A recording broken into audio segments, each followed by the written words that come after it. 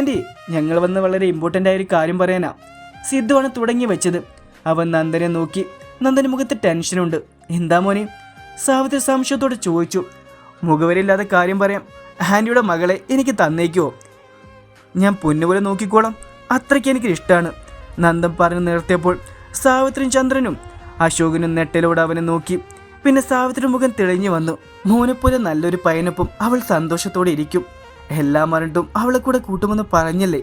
നന്ദിയുടെ ഭാഗ്യം. അവിടെ സംഭാഷണം കേട്ടുകൊണ്ട് വന്ന നന്ദിയുടെ കാലുകൾ നിശ്ചലമായി. അവൾ അവനെ പകപ്പോടെ നോക്കി. ആൻറ്റി, ഇതെന്തൊക്കെയാ പറയുന്നേ? ഞാൻ പറഞ്ഞ ദേവിൻ്റെ കാര്യമാണ്. ദേവിനെ ചൂണ്ടി നന്ദൻ പറഞ്ഞപ്പോൾ എല്ലാവരും ഞെട്ടലൂടെ അവനെ നോക്കി. ദേവു ശ്വാസം വിലങ്ങി അവനെ നോക്കി നിന്നു. നന്ദന്റെ വാക്കുകൾ ദേവു പകപ്പോടെ നിന്നു. സാവിത്രിയും അശോകനും ചന്ദ്രനും അവനെ തുറിച്ചു നോക്കി. തന്ന സ്വാതന്ത്ര്യം ദുരുപയോഗം ചെയ്യുമെന്ന് വിചാരിക്കരുത്. ഇന്ന് വരെ ഒരു പെൺകുട്ടിയെ മനസ്സിൽ കൊണ്ട് നടന്നിട്ടില്ല. 6 വർഷമായി സിദ്ധുവിൻ്റെ അനിയത്തിനെ സ്നേഹിക്കുന്നു എന്ന് പറയാൻ തുടങ്ങിയിട്ട്. ശരിക്കും അവളിൽ നിന്നുള്ള ഒളിച്ചോട്ടമായിരുന്നു ഇങ്ങോട്ടുള്ള വരവ് പോലും. അനിയത്തിയായി കണ്ട പെണ്ണിനെ ഭാര്യയാക്കാനൊന്നും എനിക്ക് പറ്റില്ല. പക്ഷേ ദേവ് എന്നു മുതലാണ് എൻ്റെ ഹൃദയത്തിൽ പതിഞ്ഞു പോയതെന്ന് എനിക്കറിയില്ല. നിങ്ങളുടെ മറുപടി എന്തു തന്നെ ആയാലും കുഴപ്പമില്ല. തുറന്നു പറഞ്ഞെന്നുള്ള ആശ്വാസമുണ്ടല്ലോ, അത് മതി. ദേവു എന്നെ സിദ്ധുവിനെ പോലെയാണ് കണ്ടിട്ടുള്ളതെങ്കിൽ അതൊന്നും തുറന്നു പറയാം. നന്ദൻ ഉറപ്പോടെ അവരെ നോക്കി പറഞ്ഞെങ്കിലും അവൻ്റെ നെഞ്ചിപ്പിടന്ന് സിദ്ധുവിനെ അറിയാമായിരുന്നു. ദേവു, എന്നെ ചോദിക്കാനുള്ളത് നിന്നോടാണ്. നിനക്ക് നന്ദനോട് എന്തെങ്കിലും താല്പര്യമുണ്ടോ? നിനക്ക് അവൻ സിദ്ധുവിനെ പോലെയാണോ? നന്ദൻ ചന്ദ്രൻ അവളെ നോക്കി ചോദിച്ചപ്പോൾ ഇപ്പോഴും അവളൊരു സ്വപ്ന ലോകത്തായിരുന്നു. കുട്ടി പറഞ്ഞത് കേട്ടില്ല നീ? ചന്ദ്രൻ ഒന്നുകൂടി അമർത്തി ചോദിച്ചപ്പോൾ ദേവി നെട്ടി ചന്ദ്രനെ നോക്കി. എനിക്കെപ്പോ പക്ഷെ ഒന്ന് ഞാൻ പറയാം. നന്ദട്ടിന് എനിക്കൊരിക്കലും സിദ്ധോട്ടിനെ പോലെയല്ല. ദേവ് തല കുനിച്ച് പറഞ്ഞപ്പോൾ മയക്കറിഞ്ഞ ആകാശം പോലെ നന്ദന് മനസ്സ് തെളിഞ്ഞു. അശോക, നിനക്കെന്താ അഭിപ്രായം? ചന്ദ്രന്റെ ചോദ്യം അശോകനോടായിരുന്നു. 3 മാസത്തോളായി നന്ദൻ ഇവിടെ വന്നിട്ട്. ഇതുവരെ മോശമായൊരു പെരുമാറ്റം പോലും ഉണ്ടായിട്ടില്ല. ഇവിടുത്തെ ഒരു അംഗം പോലെയല്ലേ എല്ലാ ആവശ്യത്തിനും കൂടെ നിന്നത്. ബന്ധുക്കളെല്ലാവരും ഇവിടെ വന്നു. അവരെ പരിചയപ്പെടുകയും ചെയ്തു.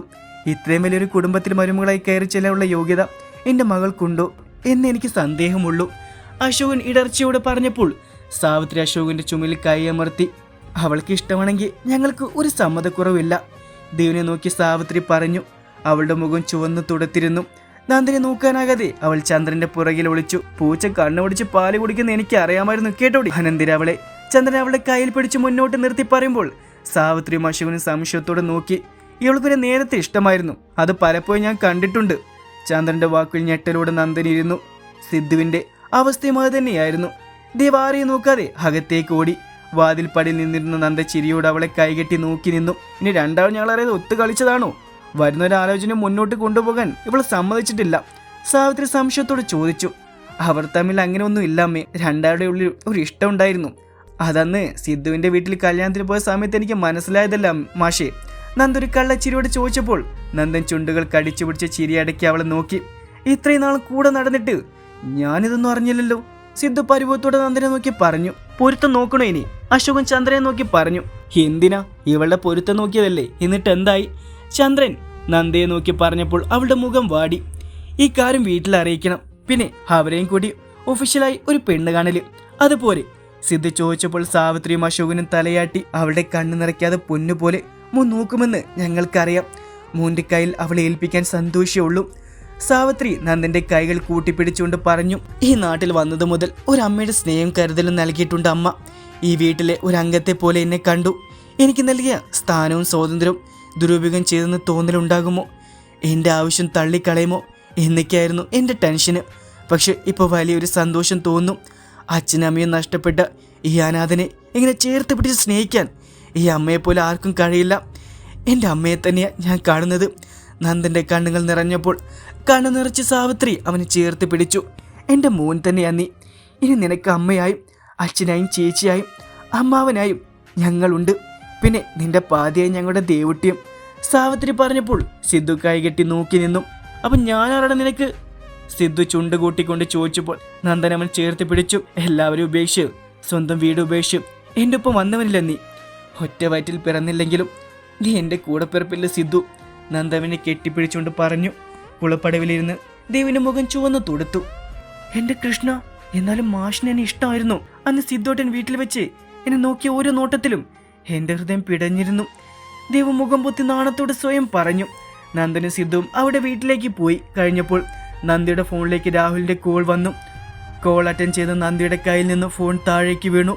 ഒരു നടുക്കത്തോടെ അവൾ സോപാനത്തിലേക്കിരുന്നു. ഐസിയുനുള്ളിൽ നെഞ്ചിൽ നിറയെ വയറുകൾ ഘടിപ്പിച്ചു ഓക്സിജൻ മാസ്ക് വെച്ച് ശ്വാസമെടുക്കാനായി ബുദ്ധിമുട്ടുന്ന ഗോകുലിന്റെ അച്ഛനെ അവൾ നിറക്കണ്ണുകളോടെ നോക്കി. ഒരു കസേരയിൽ തളർന്നിരിക്കുന്ന രാഹുലിന്റെ അടുത്തേക്ക് അവൾ വന്നിരുന്നു. ഒന്നും പറയാതെ അവൻ അവളുടെ ചുമലിൽ തലമുട്ടിച്ചിരുന്നു. ഏട്ടൻ എനിക്ക് നഷ്ടപ്പെട്ടു. അതിനുശേഷം ആരോഗ്യമില്ലാത്ത അമ്മയും തളർന്നപ്പോൾ താങ്ങാൻ നിന്നത് അച്ഛനും. ഒടുവിൽ അച്ഛനും കൂടി. അവനൊരു കൊച്ചുകുട്ടിയെപ്പോലെ വിതുമ്പിയപ്പോൾ അവൾ കണ്ണു തുടച്ച് അവൻ്റെ നെറുകയിൽ തലോടി. അച്ഛനൊന്നും സംഭവിക്കില്ല. ഗോകുലേട്ടൻ പോയിട്ടും ദേവിയമ്മ വീണ്ടും തളരാതെ പിടിച്ചു നിന്നല്ല അച്ഛനും ഇനി ആരോഗ്യവനായി തിരിച്ചു വരും. അവൾ വെറുതെ ഒന്ന് ആശ്വസിക്കാൻ ശ്രമിച്ചു. അകത്തുനിന്ന് നേഴ്സ് ഇറങ്ങി വന്നപ്പോൾ രണ്ടാളും വെപ്രാളത്തോടെ എണീറ്റു. സിസ്റ്റർ, അച്ഛൻ, രാഹുൽ വിറയലോട് ചോദിച്ചു. അല്പം സീരിയസ് ആണ്, ഹാർട്ട് ബീറ്റും പൾസും കുറവാണ്. നന്ദയെ കാണുമെന്ന് പറഞ്ഞു. കുട്ടിയാണോ നന്ദ? അവൾ തലകുലക്കി. രാഹുൽ മുഖം പൊത്തിപ്പിടിച്ച് കസേരയിൽ തകർന്നിരുന്നു. നേഴ്സ് കൊടുത്ത കോട്ടുമിട്ട് അവൾ ഗോകുലിൻ്റെ അച്ഛൻ്റെ അടുത്തേക്ക് നടന്നു. പലവട്ടം നിറഞ്ഞു തുളുമ്പിയ കണ്ണുകൾ വാശിയോടെ തുടച്ചു മാറ്റി. തൻ്റെ കണ്ണ് നിറയുന്ന ഒരിക്കലും ഇഷ്ടമില്ലാത്ത ആളാണ്. അച്ഛ, ചിലമ്പിച്ച സ്വരത്തോടെ അവളൊന്ന് വിളിച്ചപ്പോൾ പീള കെട്ടിയ കണ്ണുകൾ വലിച്ചു തുറന്നു. അദ്ദേഹം അവളെ നോക്കി. സംസാരിക്കാൻ ബുദ്ധിമുട്ടുള്ളതിനാൽ ഓക്സിജൻ മാസ്ക് ഒരല്പം മാറ്റിക്കൊടുത്തു. പെട്ടെന്ന് എന്താ അച്ഛ? ചിന്തിച്ചു കൂട്ടി. ഏറ്റവും വലിയ വിഷമഘട്ടത്തിൽ പിടിച്ചെന്ന അച്ഛൻ എന്ത് പറ്റി? ആ മുഖത്തൊന്ന് തഴകിക്കൊണ്ട് നന്ദ വീതിമ്പി ചോദിച്ചു. നിന്നെ ഓർത്ത്. വളരെ സാവധാനം പതുക്കെ പറഞ്ഞപ്പോൾ അവൾ ഞെട്ടലോട് നോക്കി. മോള്, നീ അച്ഛന് വാക്ക് തരണം. എൻ്റെ മോനെ മറന്ന് വേറെ വിവാഹം കഴിക്കണം. വാക്കുകൾ മുറിഞ്ഞ് തടസ്സത്തോടെ അവളുടെ കയ്യിൽ മുറുക്കി പിടിച്ച് പറഞ്ഞപ്പോൾ അവൾ കണ്ണു തുടച്ചു. നിഷേധാർത്ഥ തല കുലുക്കി. എന്നെ ഒന്ന് സമാധാനത്തോടെ മരിക്കാൻ കൂടി കുട്ടി.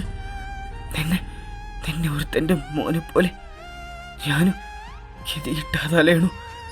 വാക്കത്ത അച്ഛൻ പറയുന്ന അനുസരിക്കില്ല നീ.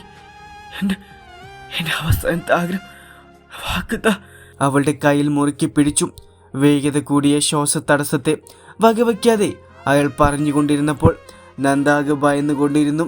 അപ്പോഴും അവളുടെ കൈകൾ മുറുക്കി പിടിച്ചിരുന്നു. വാക്കത്ത. പിന്നെയും അതേ ചോദ്യം. തനിക്ക് ചുറ്റും ഭൂമി കറങ്ങുന്നത് പോലെ തോന്നി അവൾക്ക്. ഒരു വശത്ത് അവസാന ശ്വാസത്തിനായി പെടുമ്പോഴും തൻ്റെ സമ്മതം കേൾക്കാൻ പ്രതീക്ഷയോടെ നോക്കുന്ന ആ കണ്ണുകൾ, മറുവശത്ത് തൻ്റെ പ്രാണായ ഒരുവൻ്റെ പുഞ്ചിരി. നേഴ്സ് ഓടി വന്ന് ഓക്സിജൻ മാസ്ക് വെച്ച് കൊടുക്കുമ്പോഴും ഡോക്ടറെ വിളിക്കാൻ ഓടുമ്പോഴും എന്ത് ചെയ്യണമെന്നറിയാതെ പകച്ചു നിൽക്കുകയായിരുന്നു അവൾ. തൻ്റെ ഒരു വാക്കിനായി പ്രതീക്ഷയോടെ നോക്കുന്ന അച്ഛന് ആ ഒരു വാക്കിലൂടെ ജീവിതത്തിലേക്ക് തിരിച്ചു വരാൻ സാധിക്കുമെങ്കിൽ തൻ്റെ പിടിവാശി കാരണം ആ മനുഷ്യൻ കണ്ണടച്ചു പോയാൽ ഗോകുലിന് കൊടുത്ത വാക്ക് പാലിക്കാനാകുമോ തനിക്ക്? മോളെ, നേർത്തുപോയ സ്വരം വീണ്ടും കാതുകൾ മുഴങ്ങുന്ന മറ്റൊന്നും ആലോചിക്കാതെ അവൾ ആ കയ്യിൽ പിടിച്ച് കണ്ണ് നിറച്ചുകൊണ്ട് പറഞ്ഞു. സമ്മതം. ആ ചുണ്ടിലൊരു കുഞ്ഞു പുഞ്ചിരി. ഡോക്ടർ വന്ന് പുറത്തേക്ക് പൊക്കോളം പറഞ്ഞപ്പോൾ ജീവനില്ലാത്ത പാവ പോലെ അവൾ രാഹുലിൻ്റെ അടുത്ത് വന്നിരുന്നു. ചേച്ചി, അച്ഛൻ. അവൾ രാഹുലിനെ നോക്കി. തിരിച്ചു വരുമെന്ന് അറിയില്ല, പക്ഷെ തിരിച്ചു വരാനുള്ള പ്രതീക്ഷ എന്നിൽ നിന്ന് ചോദിച്ചിട്ടുണ്ട്. എങ്ങോട്ടോ നോട്ടം പായിച്ച് അവൾ പറഞ്ഞപ്പോൾ രാഹുലിന് കാര്യങ്ങൾ ഏകദേശം മനസ്സിലായിരുന്നു. അരമണിക്കൂർ കഴിഞ്ഞ് ഡോക്ടർ പുറത്തു വരുമ്പോൾ ആദ്യയോടെ രാഹുൽ ചാടി എണീറ്റു. ഡോക്ടർ, അച്ഛൻ റൂമിലേക്ക് വരൂ, കുറച്ച് കാര്യങ്ങൾ സംസാരിക്കാനുണ്ട്. ഡോക്ടർ ഗൗരവത്തിൽ പറഞ്ഞിട്ട് പോകുമ്പോൾ രാഹുൽ പകപ്പോടെ നന്ദയെ നോക്കി. അവളും അവനൊപ്പം ഡോക്ടറിൻ്റെ റൂമിലേക്ക് നടന്നു. ഡോക്ടറുടെ മുഖം ഗൗരവത്തിലായിരുന്നു. വാസുദേവനല്പം കോംപ്ലിക്കേഷനാണ്. വളർച്ചകെട്ടില്ലാതെ പറയാലോ. ആളൊരു ഹാർട്ട് പേഷ്യൻ്റാണ്. ഇവിടെ ട്രീറ്റ്മെൻറ്റിലായിരുന്നു പുള്ളി. ഒരു ഞെട്ടിലോടെയാണ് രാഹുൽ അദ്ദേഹത്തെ നോക്കിയത്. അവളുടെ അവസ്ഥയ്ക്ക് എനിക്ക് നന്നായിട്ട് അറിയാം. മൂത്ത മകൻ്റെ അപ്രതീക്ഷിത വിയോഗം, പിന്നാലെ ഭാര്യയുടെ തളർച്ചയും. അന്നേ ഹൃദയം തളർച്ചയുടെ സൂചനകൾ കൊടുത്തിരുന്നു. ആരും അറിയാതെ ഇവിടെ വന്ന് ട്രീറ്റ്മെൻറ്റ് തുടങ്ങി. കൂടുതൽ ടെൻഷനാകരുതെന്ന്, നന്നായി ഉറങ്ങണമെന്നും പറഞ്ഞ് വിട്ടിരുന്നു. ഇപ്പം മരുന്നും മുടക്കി. വല്ലാത്തല്ലെങ്കിൽ കനത്തെന്തെങ്കിലും വിഷമം മനസ്സിന് അലേറ്റിട്ടുണ്ട്. മൈനർ അറ്റാക്ക് എന്ന് പറയാൻ കഴിയില്ല. ബിപിയും കൂടിയിട്ടുണ്ട്. സ്ട്രോക്കിൻ്റെ ലക്ഷണങ്ങളും കാണിച്ചു തുടങ്ങിയിട്ടുണ്ട്. കഷ്ടിച്ച് രക്ഷപ്പെട്ടു എന്ന് പറയാനാകും. ഇനി ഒരു ആഘാതം കൂടി താങ്ങാൻ ആ ഹൃദയത്തിനോ ശരീരത്തിനോ കേൾപ്പുണ്ടാവില്ല. ആളിനെപ്പോഴും സന്തോഷത്തോടെ ഇരിക്കാൻ ശ്രദ്ധിക്കണം. ടെൻഷനുള്ളതൊന്നും ആൾ കേൾക്കേ പറയരുത്. 2 ദിവസം ഐസിയിൽ കിടക്കട്ടെ, അത് കഴിഞ്ഞ് നോക്കാം. രാഹുൽ തളർച്ചയോടെ നന്ദയുടെ കയ്യിൽ മുറുക്കി പിടിച്ചു. പുറത്ത് കസേരയിൽ തളർന്നിരിക്കുമ്പോൾ അവനെ ആശ്വസിപ്പിക്കാൻ പോലും ആകാതെ അവൾ തകർന്നിരുന്നു. അച്ഛനും ഞങ്ങളെ വിട്ട് പോകുമോ നന്ദേച്ചി? കൊച്ചു കുഞ്ഞിനെ പോലെ വിതിമ്പി ചോദിച്ചപ്പോൾ അവനെ നോക്കി അവൾ വിലങ്ങനെ തലയാട്ടി. അച്ഛനൊന്നും സംഭവിക്കില്ല. 2 ദിവസത്തിന് ശേഷം വസുദേവനെ റൂമിലേക്ക് മാറ്റി. നന്ദ എപ്പോഴും കൂടെ ഉണ്ടായിരുന്നു. അവളുടെ സാമീപ്യം അത്രമേൽ അദ്ദേഹം ആഗ്രഹിച്ചിരുന്നു. ഇടയ്ക്ക് വാക്ക് കൊടുത്ത കാര്യം ഓർമ്മിപ്പിക്കുകയും ചെയ്യും. ഇവിടെ നിറങ്ങുന്ന നിമിഷം നിനക്ക് പറ്റിയ ചെക്കനെ കണ്ടുപിടിക്കുമെന്ന് ചിരിച്ചുകൊണ്ട് പറയും. നിർജ്ജീവമായി ഇരിക്കാൻ അവൾക്ക് കഴിയും. ശ്രീദേവിയുടെ സങ്കടം സഹിക്കാനാകാതെ രാഹുൽ കാത്തുവിനോടൊപ്പം ശ്രീദേവിയും കുട്ടി ഹോസ്പിറ്റലിലെത്തി. അച്ഛനെ നെഞ്ചിലേക്ക് വീണ് പദം പറഞ്ഞ് കരയുന്ന അമ്മയെ ആശ്വസിപ്പിക്കുന്ന അച്ഛനെയും തനിച്ചു വിട്ട് അവർ പുറത്തിറങ്ങി നിന്നു. വിവരമറിഞ്ഞ് നന്ദനും സാവിത്രിയും വന്നുപോയി. നന്ദ വിവാഹത്തിന് സമ്മതിച്ചെന്ന വാർത്ത കേട്ടുകൊണ്ട് സന്തോഷത്തോടെയാണ് സാവിത്രി തിരിച്ചു പോയത്. നന്ദനും ദേവും അശോകനും അത്ഭുതത്തോടെയാണ് ആ വാർത്ത കേട്ടത്. ഒരാൾക്ക് അസുഖം വന്നത് നന്നായെന്ന് പറയേണ്ടി വന്നു. പക്ഷെ ഗൂഗിളിന്റെ അച്ഛൻ്റെ അസുഖം കാരണം ആ പാറ പോലത്തെ മനസ്സൊന്നും ഇളകിയല്ലോ. ഇനി നല്ലൊരു ചെക്കനെ നോക്കണം. ചന്ദ്രൻ തെളിഞ്ഞ മുഖത്തോടെ പറഞ്ഞപ്പോൾ നന്ദന്റെ മനസ്സിൽ ശ്രീരാഗിന്റെ മുഖമായിരുന്നു. ദേവിന്റെ മനസ്സിൽ സിദ്ധുവിന്റെ മുഖവും. താനും ചേച്ചിയും ഒരു കുടുംബത്തിൽ തന്നെ ചെന്ന് കയറണമെന്ന് അവൾക്ക് വലിയ ആഗ്രഹമായിരുന്നു. നന്ദക്കുട്ടി. വർഷങ്ങൾക്ക് ശേഷം പരിചയമുള്ള ശബ്ദം കേട്ട് നന്ദ തിരിഞ്ഞു നോക്കി. ദേവൻ മാഷോ? അവൾ കണ്ണുവിടർത്തി അദ്ദേഹത്തെ നോക്കി. +2 നന്ദയെ പഠിപ്പിച്ച മാഷായിരുന്നു ദേവൻ. എന്താ കുട്ടി ഇവിടെ? അച്ഛന് കുഴമ്പ് വാങ്ങാൻ അച്ഛൻ ആക്സിഡന്റ് ആയെന്ന് അറിഞ്ഞു. എല്ലാം ഞാൻ അറിയുന്നുണ്ട് കുട്ടി. നെടുവെറുപ്പോടെ മാഷത് പറയുമ്പോൾ നന്ദ മങ്ങിയെ പുഞ്ചിരി നൽകി. മാഷിന് സുഖാണോ? ഓ, അങ്ങനെ പോണു കുട്ടി. ഒറ്റയ്ക്കുള്ള ജീവിതത്തെ സുഖരമല്ലോ, മടുപ്പായി. അദ്ദേഹത്തിന്റെ വാക്കുകൾ വിരസത നിറഞ്ഞു. എന്താ കുട്ടി നിന്റെ ഉദ്ദേശം? എങ്ങനെ തന്നെ ജീവിക്കാനാണോ? മാഷിന്റെ പുരികക്കൊടികൾ വളഞ്ഞപ്പോൾ നന്ദ സംശയത്തോടെ നോക്കി. മാഷെ, ഞാൻ എല്ലാം എനിക്കറിയാം മോളെ. നമ്മൾ നമുക്ക് വേണ്ടിയല്ലാതെ മറ്റുള്ളവർക്ക് ജീവിക്കുന്നതാണ് കുട്ടി ഏറ്റവും വലിയ മണ്ടത്തരം. നന്ദ മനസ്സിലാവാതെ മാഷെ നോക്കി. നീ നിന്റെ കാര്യം നോക്കാതെ മറ്റുള്ളവർക്ക് വേണ്ടി ജീവിച്ചിട്ട് എന്ത് കാര്യം? നാളെ നിന്റെ അനിയത്തി വിവാഹം കഴിഞ്ഞ് മറ്റൊരു വീട്ടിലേക്ക് പോകും. അച്ഛനും അമ്മയും അവിടെ കാലം കഴിഞ്ഞ് പോകുമ്പോൾ നീ തനിച്ചാവില്ലേ? ആകെയുള്ള അനിയത്തിക്ക് വേണ്ടി ജീവിച്ചു. അവൾക്കൊരു കുടുംബമുണ്ട്. ഇപ്പോൾ എനിക്കോ ആരുമില്ല. ആദ്യമൊക്കെ തോന്നും ഒരു കൂട്ടില്ലാതെ ജീവിക്കാൻ പറ്റുമെന്ന്. അത് തെറ്റിദ്ധാരണയാണ് മോളെ. നമുക്ക് കൂട്ടില്ലാതെ ജീവിതത്തിൽ ഒരു ഘട്ടത്തിൽ ഒറ്റപ്പെടും. ഒരു പനി വന്നാൽ പോലും ഒരു കട്ടൻ കാപ്പി ഇട്ടുതരാൻ പോലും ആരുമില്ലാത്ത അവസ്ഥ. ഒരു ജോലി ഉണ്ടായിരുന്നത് കൊണ്ട് ഇപ്പൊ ജീവിച്ചു പോകുന്നു. എൻ്റെ അവസ്ഥ നിനക്ക് വരരുത് കുഞ്ഞ്. ഒറ്റപ്പെടലിൻ്റെ വേദന അത്രത്തോളം അനുഭവിക്കുന്നുണ്ട് ഞാൻ. നന്നായിട്ട് ആലോചിച്ച് തീരുമാനമെടുക്കും. മരിച്ചുപോയ ഒരാൾക്ക് വേണ്ടി നിനക്ക് ചുറ്റിലുമുള്ളവരുടെ സന്തോഷം ഇല്ലാതാക്കരുത്. അതിനേക്കാൾ ഉപരി നിന്റെ ജീവിതം ഇല്ലാതാക്കരുത്.